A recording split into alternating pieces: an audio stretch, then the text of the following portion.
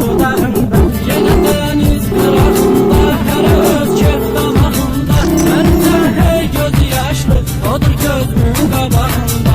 Yenə dəniz qırağında, hər öz kef damağında. Mənsə hey göz yaşlı, odur gözümün qabağında.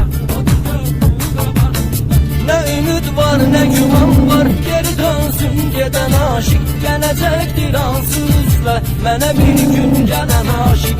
Onu da bilmirəm ancaq, nə eyləsin sevən aşık. Tapıram özümə təsəlli, ölən eşqin marağında, ölən eşqin marağında. Yenə dəniz qırağında, hər öz kef damağında. Mən isə gözləri yaşlı, odur gözümün qabağında. Yenə dəniz qırağında, hər öz kef damağında. Mən isə gözləri yaşlı, odur gözümün qabağında, odur gözümün qabağında.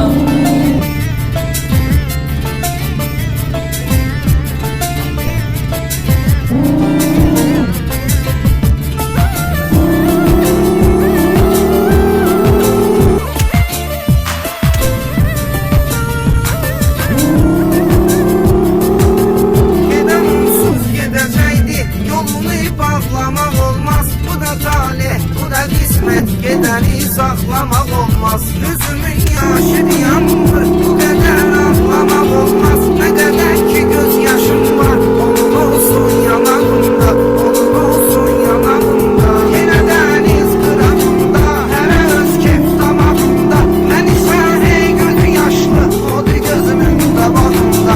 Yenə dəniz qırağında, hər öz kef damağında. Mən isə hey gözü yaşlı, odur gözümün qabağında, odur gözümün qabağında. Gecənin qaranlığında, gecənin viranəndə, düşürəm çöllərə sürgünlüyümə əlbətimlərində. Yata bilmirəm gecəni də, yuxumun şirinlərində. O isə şirin yuxudadır, rahat yatır yatağında, rahat yatır yatağında. Yenə dəniz qırağında, araz kef damağında. Mən isə hey gözü yaşlı, odur gözümün qabağında. Yenə dəniz qırağında, araz kef damağında.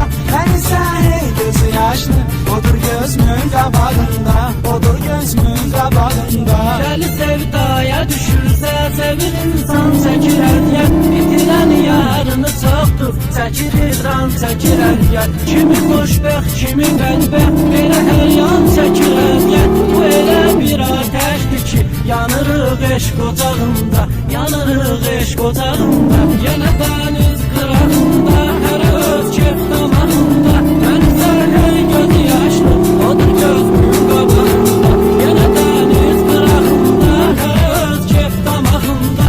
Mən isə hey gözü yaşlı, odur gözümün qabağında.